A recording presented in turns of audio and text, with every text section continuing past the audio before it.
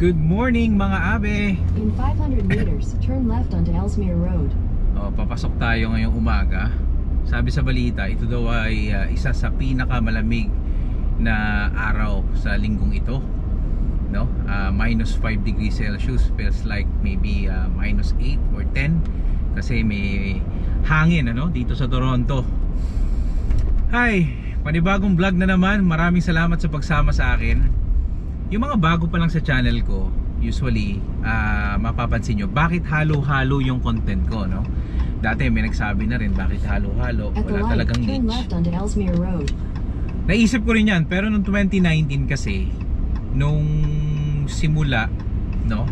Okay, magbalik tayo no 2016, no, binuksan ko yung channel na to, magsasampung taon na pala. May binili kasi kong maliit na action camera, hindi siya GoPro, yung TUF, no, tawag doon Olympus TUF, TG TUF. So yon ang kauna-unahan kong video. So dapat ang plano ko yung mga experience ko about doon, pagbabike, ganito ganyan. Pero hindi ko pa inisip yung monetization nung time na yon. Hanggang sa nakalimutan ko na.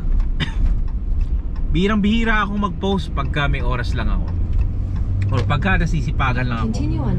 Pero noong 2019, no, nauso na talaga yung pagbablog. Naisipan kong mag-vlog, no? Naisipan kong mag-umpisa, pero kulang pa rin sa push na hanggang 2020 February, no, bago mag-shutdown, meron akong isang camera noon, pinalit ko. About photography sana yung content ko hanggang sa hindi na natuloy. Sa madaling sabi, nauso yung pag-online, streaming, YouTube, ang ganyan-ganyan. Hanggang yun, doon na nagsimula. Natuto na ako mag-live stream, mas nainganyan na ako mag-live stream. Iba-iba na. Ayoko na magbukas ng panibagong channel. Okay? Nahirapan talagang mag-grow ang channel ko. Pero sabi ko naman okay lang talaga. Kasi parang ito lang yung hingahan ng sama ng loob. Or kung may gusto ka lang sabihin, no? Pero kahit pa paano, meron din matututunan ka dito. Mga mga travel namin, no? Minsan nag-unboxing ako, pero ayoko na ng unboxing Okay? Parang ang dating kasi sa akin nung pineflex ko lang. No, okay? Wala naman akong nakukuha dun sa produkto. Hanggat maaari, no, iniiwasan ko. So ngayon, parang ngayon gusto kong i-share sa inyo yung mga talagang nangyayari sa buhay ko. Especially yung mga nandito, yung talagang nangyayari sa amin, yung experience namin, no? Yung asawa ko ayaw talagang sumali. Minsan na lang siya sumasali kapag may tour kami, no? May mga travel kami.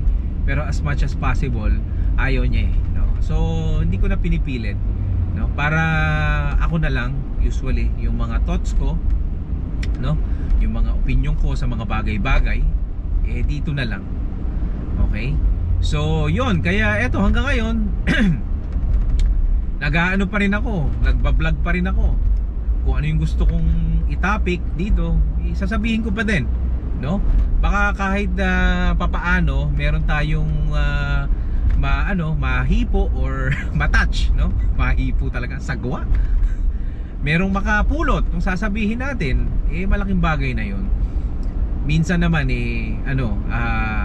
tawag dito, hindi na importante kung ilan yung nanonood. Importante maibulalas mo lang yung opinion mo, yung nasa utak mo, no?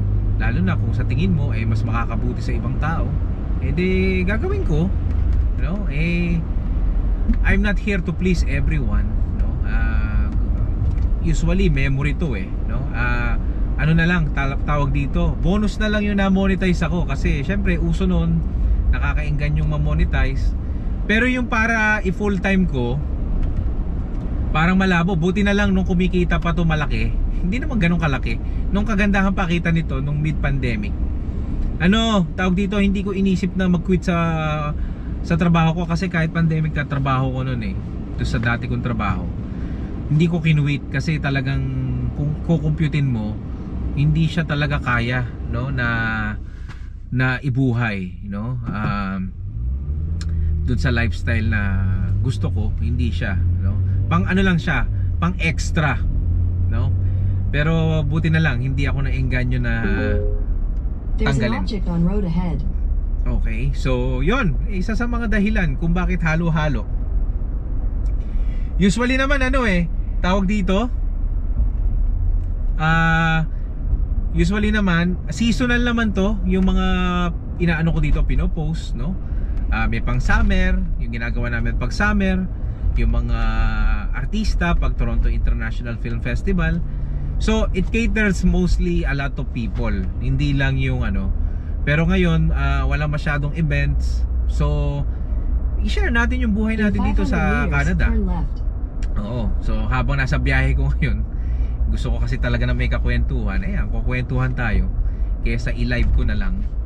Ayan, kwentuhan lang tayo din Saan ba ako liliko? Tingnan natin. 210 pa, baka dun pa sa kabila. Ayan. So kaya naging halo-halo yung content ko. Ngayon naman, nakita ko yung mga buhay Canada, yung mga usually yung mga bago dito. Start yan yung mga 2021, 2022, no? Nag-boom talaga yung pagpunta dito ng mga mga student permit, yung mga number one na content yan. No, nung nagpo-podcast ako, nag-aas ako ng mga tao, no, na pwede kong i-guest sa podcast ko. Walang Turn time. left, then turn right. Okay. So kaya hindi ko na diniretso. Oo, kaya gano'n, hindi ko na diniretso. Oo, ako na lang.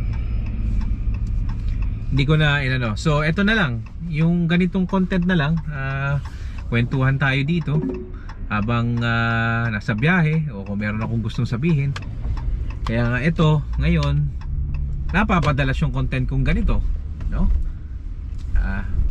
Nandito na pa nga pala ako sa pupuntahan ko. Kaya ako pinatayin ng konti.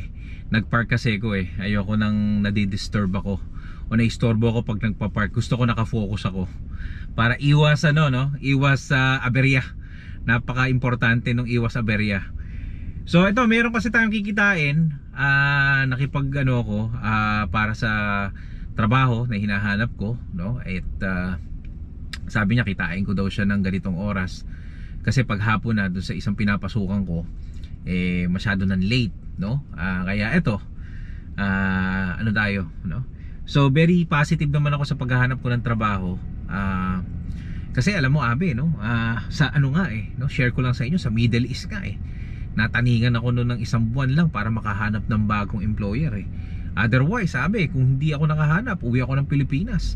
Mas mahirap yun. Mas mahirap nung from Pilipinas, babalik ka ng ibang bansa, no? Ewan ko lang ngayon, pero noong time na yun, Diyos ko, napakahirap. Dadaan ka na naman sa katakot-takot na proseso.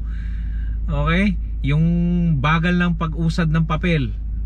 Yung ipon mo, mauubos na, hindi pa umuusad yung papel. Kaya eto naman, at least dito, hindi ko kailangan dumaan sa ganon na at least kailangan lang talaga pagka mga ganitong sitwasyon, meron kang ipon para meron kang pang sustena dun sa at least meron kang buffer sa paghahanap mo ng trabaho na dati mong nakikita dati mong ginagawa. Ngayon at least meron kang pang band-aid solution, no? Napakahirap din, Abi, kasi nang wala kang ginagawa sa bahay, no? Ayoko naman bumalik sa pagla-live stream. No offense do sa mga nagla-live stream, no? Mga ibang kasama natin, kaibigan natin nasa TikTok na, no? I respect you guys, no? Yung mga ganyan. Pero ako kasi parang hindi ko na yun ang yung estilo ko, no? Parang hindi na ako masaya pagka ganun. So mas kailangan ko talaga makahanap ng trabaho, tapos maybe who knows, no? Nag-iisip din ako ng negosyo. Basta sabi nga nung financial advisor ko, kapag merong crisis, may opportunity. So nakikita mo lahat. Yun yung pumapasok, yung lagi kong sinasabi sa live stream ko, may pag-asa sa kawalan ng pag-asa. So yan, hinihintay ko to, yung kausap ko, sana mag-workout. Kung hindi naman, hanap uli, no? Basta tiyaga lang, no? Kung iba nga kinakaya, what more tayo pa. Kaya maraming salamat pala dun sa mga nanonood pa rin ng aking vlogs, lalo na yung community ng Team Happy, ano. Shoutout ko lang yung mga nandito sa Pinoy in Canada, Pinoy in Toronto. Kapag nahagip kayo nito, sana magkasama-sama tayo at magkatulungan tayo sa mga experience natin sa buhay, ano. At least naniniwala kasi ako na sa pakikipag-usap may mga natututunan tayo sa isa't isa, no? Ayan nyo, may tatapik ako sa inyo about crab mentality. Hindi siya vlogger, ano. Kaya ikwento lang sa akin to ng kasamahan ko dito sa pinagpa-part-timean ko ngayon.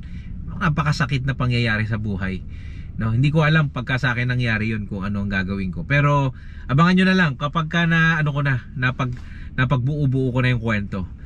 Okay mga abe, so lahat na nandito sa Toronto, no?